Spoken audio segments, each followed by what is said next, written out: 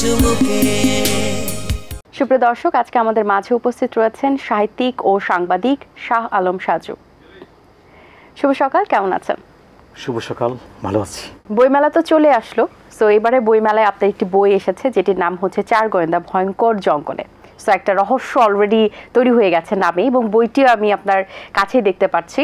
So বইটি যদি একটু আমাদের দর্শকদের দেখাতেন এবং সেই সম্পর্কে যদি একটু আমাদেরকে বলতেন। আমার হাতে যে বইটি, এটি হচ্ছে চার গোয়েন্দা ভয়ঙ্কর জঙ্গলে। আমি চেষ্টা করি প্রতি বছর একটি করে গোয়েন্দা উপন্যাস লিখতে। তো এটি পুরোপুরি আসলে গোয়েন্দা উপন্যাস।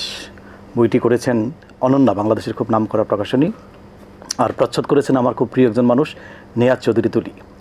এই উপন্যাসে চার গোয়েন্দা ভয়ঙ্কর জঙ্গলে, নামটা শুনে বোঝা যাচ্ছে যে চারজন গোয়েন্দা এবং একটি ভয়ঙ্কর জঙ্গলে তারা চলে যায়। তো সেইখানে অনেক গল্প আসলে একটার পর একটা ঘটতে থাকে, অনেক ঘটনা ঘটতে থাকে। যারা 1 তারিখ থেকেই বইমেলায় আসবেন, পাঠকদেরকে তাতে বলতে চাই যে প্রথম দিন থেকে এই বইটি পাওয়া যাবে।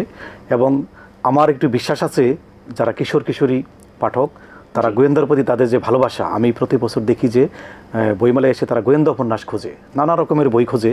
তো সেই ভালোবাসা থেকে এটি আমার দ্বিতীয় সিরিজ। এর আগের প্রথম সিরিজটির নাম ছিল চার গোয়েন্দা মহাবিপদে। তো সেই বইটি পাঠকের কাছে খুব ভালোভাবে যাওয়ার পরে দ্বিতীয় সিরিজ হচ্ছে চার গোয়েন্দা ভয়ঙ্কর জঙ্গলে। এবারে মেলা নিয়ে আসলে আপনার প্রত্যাশা কি, এবং মেলার কোন দিকগুলো আসলে আপনার সবচেয়ে বেশি ভালো লাগে? দেখুন, আমি আসলে লিখি, আমার লেখক পরিচয়টাই বেশি ভালো লাগে। আর একটি বছর অপেক্ষায় থাকি যে কখন এই মাসব্যাপী অমর একুশে বইমেলাটা আসবে। তো বছরব্যাপী যেহেতু আমি লেখালেখি করি এবং অপেক্ষায় থাকি, আমার মতো অসংখ্য মানুষ অপেক্ষায় থাকে যে 21-এর এই বইমেলাটা কবে আসবে। আর প্রত্যাশা আসলে আকাশ ছোঁয়া প্রত্যাশা। হ্যাঁ, আমরা চাই বাংলাদেশের মানুষ হিসেবে যে সারা পৃথিবীতে কোথাও মাসব্যাপী বইমেলা হয় না, সেটা বাংলাদেশেই হয়। সেই দিক থেকে আমার অনেক প্রত্যাশা যে বইমেলাটি সুন্দর হোক, অনেক পরিচ্ছন্ন একটি মেলা চাই, যে পাঠক এসে তার মনের মতো করে বই দেখতে পারবেন। প্রতিটা স্টলে বা প্যাভিলিয়নে পাঠক যাবেন, সুন্দরভাবে বই দেখবেন, বই কিনবেন, এবং লেখক পাঠকের যে মিলন মেলা, সেটি আসলে আমাদের এই বইমেলায় হয়ে আসছে। কাজে একটা সুন্দর বইমেলা চাই, আর কিছুই চাই না, পরিচ্ছন্ন বইমেলা চাই, লেখক পাঠকের মিলন মেলা, এরকম একটি বইমেলা চাই। আচ্ছা, বইমেলার তো অনেক ভালো দিক রয়েছে, আপনার কাছে সব কয়েকটা খারাপ দিক যদি একটু জানতে চাই, কোনো খারাপ দিক আপনি নোটিস করেছেন কিনা?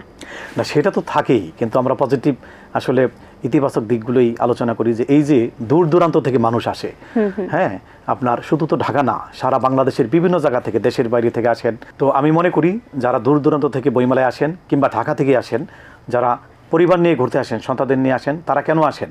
তারা বইয়ের সান্নিধ্য আসেন। আপনি ফুলের কাছে যাবেন, ফুলের স্বরূপ নেবেন। তো বইয়ের কাছে আসলে বইয়ের গ্রান নেবেন, বই কিনবেন, বই বাড়িতে নিয়ে গিয়ে পড়বেন। তো তারা ক্লান্ত হতে হতে একটু আশ্রয় খোঁজে। সেটা আমরা মনে করি যে এই মেলার মধ্যে কয়েক বছর আগেও ছিল, চাইলেই ওখানে বাঁশের বেঞ্চ বা বসার একটু ব্যবস্থা করে দেওয়া যায়। তো এটা হলে তাদের জন্য অনেক ভালো হয় আসলে। জি, এটা খুব ভালো একটা পয়েন্ট বলেছেন। বসার একটা সুব্যবস্থা হলে আসলে সবাই ধীরে সুস্থে একটু বইমেলাটা এনজয় করতে পারে, এবং ঘুরেও দেখতে পারে, এবং বইও সংগ্রহ করতে পারে। আচ্ছা, পেশাদার লেখক হওয়া কি কখনো সম্ভব কিনা, এই ব্যাপারে আপনার মতামত কি? খুব কঠিন বাংলাদেশের প্রেক্ষাপটে। আমি তো নিজেও চাই যে, আমি সবসময় বলি এবং স্বপ্ন দেখি যে আমি একদিন শুধু লিখেই জীবনযাপন করব, আমাকে এই সকাল সন্ধ্যা অফিস করতে হবে না। কিন্তু সেটা কবে পূরণ হবে জানি না। এই দেশে ধরেন ইমদাদুল হক, মিলন ভাই সহ আরও কয়েকজন আছেন যারা লিখেই শুধু জীবনযাপন করছেন। আমি সেই স্বপ্নটা দেখি। তো যারা আমার বই করেন, তাদের প্রতি আমার কৃতজ্ঞতা যে প্রতি বছর তারা আমার একাধিক বই করেন।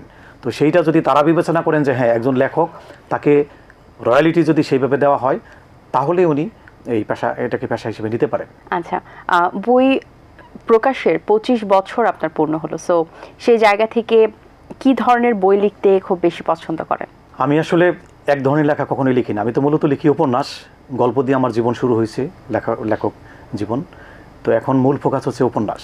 সেটা বড়দের জন্যও লিখি, আবার কিশোরদের জন্যও লিখি।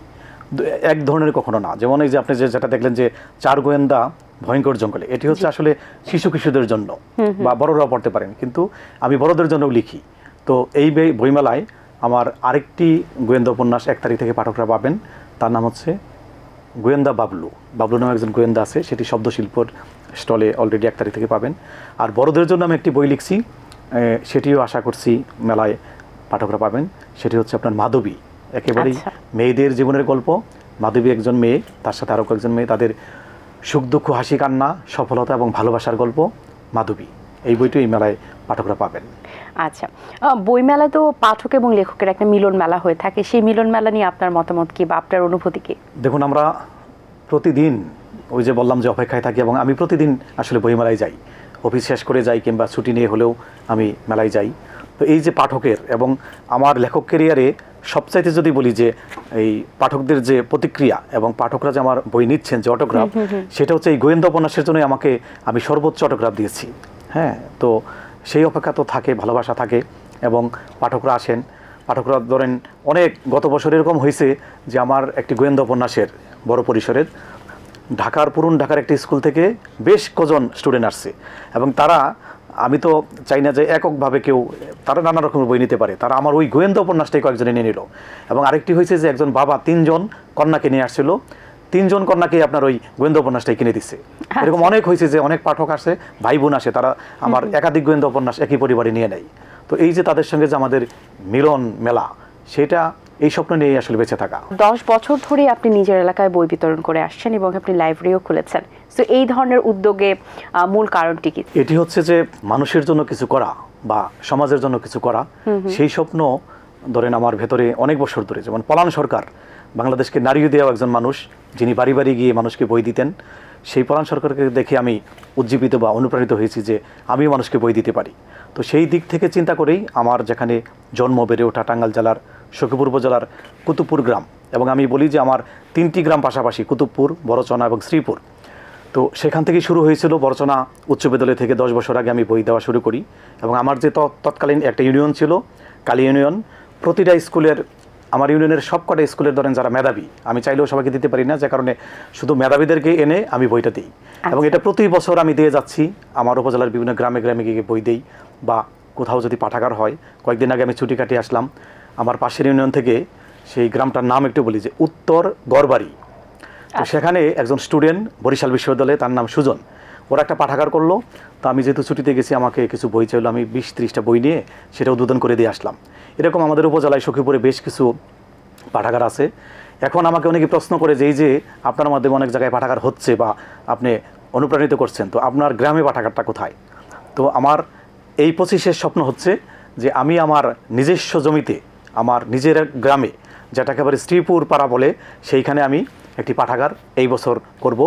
এবং খুব পরিচ্ছন্নভাবে আমার এই দীর্ঘ ধরেন আমার লেখালেখি বলি বা পড়ালেখা বলি, আমি যত কয়েক হাজার বই আমার জমানো আছে, সমস্ত বই আমি ওখানে দিয়ে দিচ্ছি, এবং এটা মানুষের জন্য দিয়ে দিচ্ছি, যে এই পাঠাগারটা মানুষের কল্যাণে থাকবে, মানুষ বই পড়বে। বাহ, চমৎকার একটি উদ্যোগ। আপনার আরেকটি উপন্যাস রয়েছে যেটির শিরোনাম হচ্ছে মাকে মনে পড়ে। সেই শিরোনামের বিষয়বস্তু সম্পর্কে একটু জানতে চাই। দেখুন, মা খুব ছোট্ট একটি শব্দ, কিন্তু এর গভীরতা অনেক। আমাদের কারো মা আছে, কারো মা নেই। আমরা কেউ মায়ের কাছে থাকি বা দূরে থাকি। যেমন আমার মা এখনও বেঁচে আছেন, মা গ্রামে থাকেন। কিন্তু অনেক দিনের স্বপ্ন ছিল যে মাকে নিয়ে একটি বই লিখব। এই বইটি চলে আসছে, এই মেলাতে অনন্যার স্টলে বইটি পাওয়া যাবে, মাকে মনে পড়ে। এই বইটি একটু একটু করে পাঠকের কাছে যাচ্ছে, এবং খুব ইমোশনাল একটি গল্প। রাজশাহী থেকে একজন পাঠক এই বইটি আমার কাছে চেয়েছেন, বলেছেন যে আমার তো মা নেই, আমি এই বইটি পড়তে চাই। আমি এখানে আসার আগে সেই বইটি রাজশাহীতে তাকে আমি পাঠিয়েছি। তো এরকম অনেক জায়গা থেকে যে মাকে স্মরণ করে বা মাকে সম্মান করে, মাকে ভালোবেসে যে বইটি লিখেছি, মাকে মনে পড়ে, এই বইটি আমার মায়ের প্রতি, সকল মায়ের প্রতি শ্রদ্ধা এবং ভালোবাসা থেকে বইটি লিখেছি। এখন তো আমরা দেখি যে বই পড়ার প্রবণতাটা কিছুটা কমেছে, কারণ ইয়াং জেনারেশন যারা আছেন তারা তো সবাই একটু সোশ্যাল আসলে অ্যাক্টিভিটিটা অনেক বেশি তাদের। সো কোনো বই চাইলে তারা পিডিএফ নামিয়ে দেখে বা অনলাইনে তারা সার্চ করে পেয়ে যায়। তো সেক্ষেত্রে যে প্রবণতাটা কমছে, যে মনোভাবটা বা এই মতামতটা, সেটা কতটুকু যৌক্তিক বা সেটা কতটুকু সঠিক, এবং এই বই পড়ার প্রবণতাটা বাড়ানোর জন্য কি করা যেতে পারে? যদি বলেন যে বইমুখী মানুষকে, ওই যে আমি আমার নিজ উদ্যোগে যেটা করি, যে আমার টাঙ্গাইল জেলার সখীপুর উপজেলায় যেটা করি, যে মানুষকে বই দিই। মানুষ তো নানা কিছু উপহার দেয়, তাই না? তো আমি আমার জীবনটাকে আমি এভাবেই কল্পনা করি বা এভাবেই সাজিয়েছি যে আমি যতদিন বেঁচে থাকবো মানুষকে বই দিয়ে যাব, মানুষকে বইমুখী করে যাব। সেটা হচ্ছে যে আপনি যদি আপনার পরিবার থেকে বা আমি আমার পরিবার থেকে যদি আমার সন্তানদেরকে বইমুখী করি, তাদেরকে যদি বই উপহার দিই অন্য কিছুর পাশাপাশি, তাহলে তার আস্তে আস্তে আস্তে আস্তে রয়ে যাবে। আর পাঠাগারের কোনো বিকল্প নেই। আপনি দেখেন বিশ্ব সাহিত্য কেন্দ্র, অধ্যাপক আব্দুল আবু সাইদ স্যারের একটি প্রতিষ্ঠান, সারা বাংলাদেশকে নাড়িয়ে দেওয়া, যে এখান থেকে স্টুডেন্টরা বই পড়ছে, এবং এখানকার একটি গাড়ি আছে যে গাড়িতে লেখা থাকে আলোকিত মানুষ চাই। হ্যাঁ, বাংলাদেশের বিভিন্ন জায়গায় জায়গায় আপনার এই গাড়িটা যাচ্ছে, সেই গাড়িতে কিন্তু শুধু বই। আমিও এরকম স্বপ্ন দেখি যে আমার একদিন এরকম একটা বইয়ের গাড়ি হবে, যেই গাড়িটা আমার সখীপুর উপজেলা এবং আমি সারা বাংলাদেশে পারবো না, আমার টাঙ্গাইল জেলায় বিভিন্ন স্কুলে যাবে, মানুষকে বই দিবে। কাজেই আমাদের প্রতিটি মানুষকে সে বইটা যদি তার পরিবার থেকে শুরু করে, কিছু না, অনেক বেশি কিছু লাগবে না, বাড়িতে ছোট্ট একটি মিনি পাঠাগার থাকলেও হবে, একটি সেলফ থাকলেই হবে, যেখানে শরৎচন্দ্রের বই থাকবে, মানিক বন্দ্যোপাধ্যায়ের বই থাকবে, সমস্ত শামসুর রহমানের বই থাকবে, হুমায়ুন আহমেদ থাকবে, সবার বই থাকবে। তাহলে আপনার সন্তান বা আপনার ছোট ভাই বা আপনার বোন দেখবে যে সে কিন্তু বই পড়তেছে। এবং আমি একটু বলি যে আমার 2 সন্তান, তারা কিন্তু ওই যে বাবাকে দেখে যে আমি লেখার পাশাপাশি অনেক বই পড়ি, তারা ওখান থেকেই এই অভ্যাসটা হচ্ছে যে তারা বইয়ের দিকে ধাবিত হচ্ছে। এইভাবেই আমাদেরকে কাজটা এগিয়ে নিতে হবে, তাহলে আপনার বইয়ের সান্নিধ্যে আমাদের যাত্রাটা অব্যাহত থাকবে। আপনি তো বিভিন্ন ধরনের বই লিখেন, সবচেয়ে বেশি পাঠকদের কাছ থেকে কোন বইয়ের রিভিউটা সবচেয়ে অন্যভাবে পেয়েছিলেন, বা কোন আসলে স্টোরিটা আপনার জীবনে ঘটেছে বই লেখা নিয়ে বা পাঠকের কাছ থেকে, সেই রকম কোনো মেমোরিজ যদি আমাদের সাথে শেয়ার করতেন? আচ্ছা, এরকম অনেক আছে। গত বছর যে বইমেলায় ফরিদপুর থেকে ধরেন একটি কিশোরী তার বাবা মার সঙ্গে মেলায় আসছে, সে আমার গোয়েন্দা উপন্যাসটা আগের বার যেহেতু এটি সিরিজ করি সেটা সে পড়েছে এবং এসে আমাকে বলছে, আমি তাকে বলছি যে 25-এর বইমেলায় তুমি যদি আমার সঙ্গে দেখা করো, আমি তোমাকে এই নতুন বইটা গিফট করব। এরকম ধরেন গোয়েন্দার ক্ষেত্রে হয়েছে। আর তুমি জ্যোৎস্নাময়ী নামে আমি বেশ আগে একটি বই লিখেছি, বেশ বড় একটি বই, এটি আসলে মেয়েদের গল্প।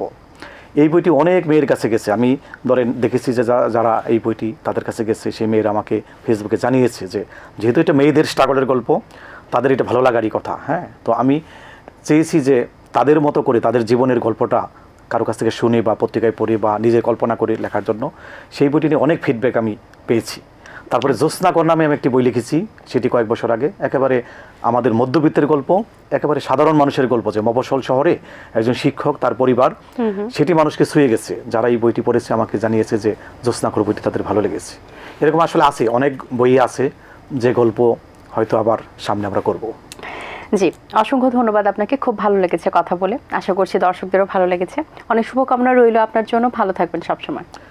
আপনার জন্য শুভকামনা, এবং এটিএন বাংলা আমার খুব প্রিয় একটি চ্যানেল, এটিএন বাংলার জন্য আমার ভালোবাসা, শুভেচ্ছা। দর্শক, আশা করছি আজকের আয়োজন আপনাদের ভালো লেগেছে। আজ এই পর্যন্তই, আপনাদের সঙ্গে দেখা হবে আগামী পর্বে নতুন কারোর সঙ্গে।